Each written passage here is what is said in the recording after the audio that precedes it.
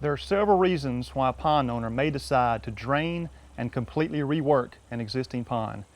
Usually it is a combination of problems that leads to this decision. For example, some ponds may become filled with silt due to years of erosion in the watershed. This siltation often creates large areas of shallow water that leads to perpetual aquatic weed problems. Years of heavy cattle usage can also cause tremendous siltation problems and can erode the margins and dam of the pond. Other structural problems, such as leaks in the pond bottom or through the dam, may be difficult to repair without draining. Occasionally, ponds become contaminated with undesirable fish where the fish population must be eradicated and restocked.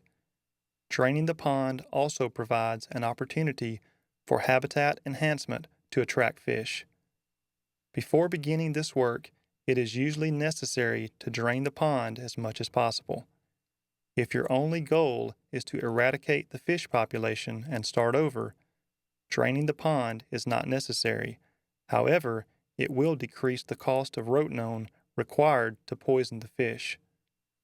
If the pond does not have a functional drain valve, the pond can be lowered several ways.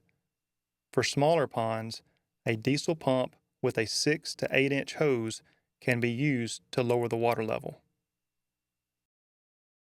Many ponds can be partially drained with a siphon using PVC pipe, a few fittings, and a little ingenuity. Siphons have three components. The intake section runs from the deep end of your pond up the face of the dam. Place a collar and threaded end cap or ball valve on the end of your intake pipe. The discharge end of the siphon runs from the top of the dam down the back side of the dam. Glue a ball valve to the end of the discharge pipe, and on the top of the dam, the intake and discharge pipes are glued to a T-fitting. 5 keys to building a successful pond siphon are: each section of PVC pipe must be glued securely and be airtight.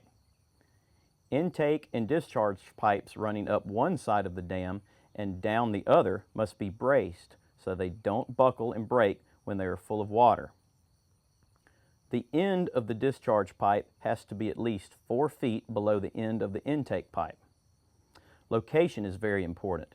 Find a spot like the spillway where it's easy to get up and down the dam, and finally, the end of the intake pipe is held off the bottom by floats.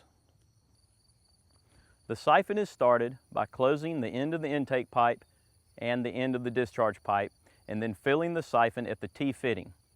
Once the system is full of water and the T-fitting is capped, open the end of the intake pipe, then immediately open the end of the discharge pipe.